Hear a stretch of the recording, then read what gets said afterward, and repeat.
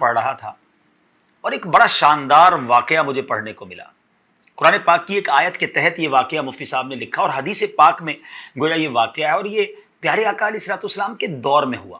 ماجرا یہ تھا کہ ایک شخص جس کا نام تھا ثعلبہ پیارے آقا علیہ الصلوۃ والسلام کے پاس آیا اور کہتا حضور میرے مال میں برکت کی دعا کر دیں.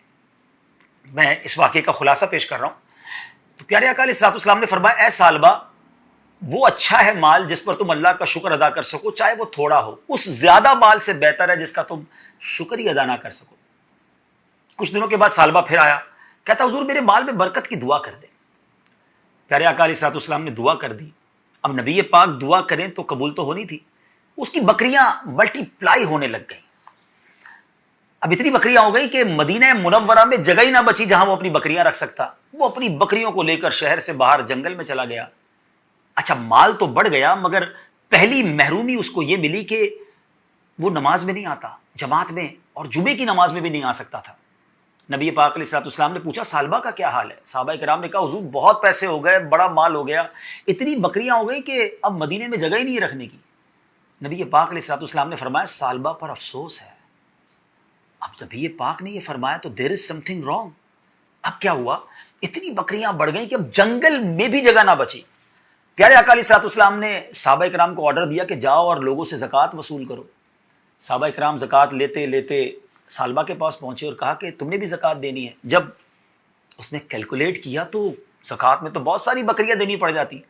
کہتا مجھے تو یہ ٹیکس معلوم ہو رہا ہے، میں بعد میں بتاؤں گا. صحابہ کرام جب ریٹرن بیک ہوئے نبی پاک علیہ الصلوۃ والسلام کی بارگاہ میں، اس سے پہلے کہ وہ بتاتے کہ ثعلبہ نے کیا کہا، نبی پاک نے 2 ٹائمز، جی ہاں 2 بار فرمایا ثعلبہ پر افسوس ہے. اب ثعلبہ کو پتا چلا کہ نبی پاک علیہ الصلوۃ والسلام ناراض ہو گئے. وہ آیا پیارے آقا کی بارگاہ میں، کہا حضور معاف کر دیں، یہ زکوٰۃ لے لیں. مگر اس کے آنے سے پہلے قرآن پاک کی ایک آیت نازل ہو چکی تھی اور ان میں کچھ وہ ہیں جنہوں نے اللہ سے عہد کیا ہوا ہے کہ اگر اللہ ہمیں اپنے فضل سے دے گا تو ہم ضرور صدقہ دیں گے اور ہم ضرور صالحین میں سے ہو جائیں گے. پھر جب اللہ نے انہیں اپنے فضل سے عطا فرمایا تو اس میں بخل کرنے لگے اور منہ پھیر کر پلٹ گئے. وعدہ خلافی کی اللہ سے. پیارے آقا علیہ الصلوۃ والسلام نے اس کی زکوٰۃ، اس کا مال قبول نہیں کیا، اسے ریٹرن کر دیا. اب ثعلبہ سر پر خاک ڈالتا ہوا واپس ہوا. پیارے آقا علیہ الصلوۃ والسلام ظاہری طور پر پردہ فرما گئے دنیا سے. حضرت ابوبکر صدیق کا دور آیا. ثعلبہ پھر آیا، کہتا حضور میری زکوٰۃ لے لیں. حضرت ابوبکر صدیق نے کہا جب نبی پاک نے نہیں لی تو میں کیوں لوں؟ اس کو واپس کر دیا. وہ حضرت عمر فاروق کے دور میں آیا، حضرت عمر فاروق نے بھی لوٹا دیا. سیدنا عثمان غنی رضی اللہ تعالیٰ عنہ کے دور میں اس کا انتقال ہو گیا. ناظرین اس واقعے کے بعد قبلہ مفتی قاسم صاحب نے تفسیر قرآن صراط الجنان میں کمال کی باتیں لکھی کہ آج ہم کیا کرتے ہیں؟ دعا کرتے ہیں یا اللہ بس مال دے دے، پھر زکوٰۃ بھی پوری دینی، پھر صدقہ بھی خوب کرنا، پھر میں تیری راہ میں خوب خرچ کروں گا، مسجدیں بھی بناؤں گا. پیسہ آنے کے بعد سب بھول جاتے ہیں. یا اللہ اس مشکل سے نکال دے، بس پھر میں نے نمازیں ہی پڑھنی ہے، نفل ہی پڑھنے ہیں، میں نے صدقہ خیرات ہی کرنی ہے، بس یہ بیماری دور ہو جائے، یہ قرضہ اتر جائے. کتنے وعدے کیے زندگی میں، جب وہ کام ہو گئے تو سب بھول گئے. غور کیجئے کہیں ہم یہ والا کام تو نہیں کر رہے جو ثعلبہ نے کیا تھا.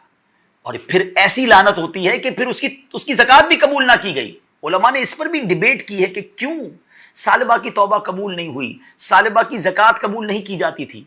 تو بتایا گیا کہ ثعلبہ جب بھی پیسے دینے آتا تھا نا، اس ڈر سے آتا تھا کہ لوگ برا بھلا کہہ رہے ہیں مجھے، اتنا برا ہوں میں کہ میری زکوٰۃ ہی قبول نہیں ہو رہی ہے. وہ لوگوں کی شرم میں عبادت کرتا تھا، اللہ کے لیے نہیں. آج بھی کچھ لوگ ایسے ہیں کہ اس لیے نیکیاں کرتے ہیں، اس لیے حج کرتے ہیں، اس لیے زکوٰۃ دیتے ہیں، اس لیے قربانی کرتے ہیں، بڑے بڑے جانور لاتے ہیں کہ لوگ کیا کہیں گے اگر میں نہیں کروں گا، کنجوس کہیں گے لوگ. لوگوں کے لیے عبادت کرنی ہے.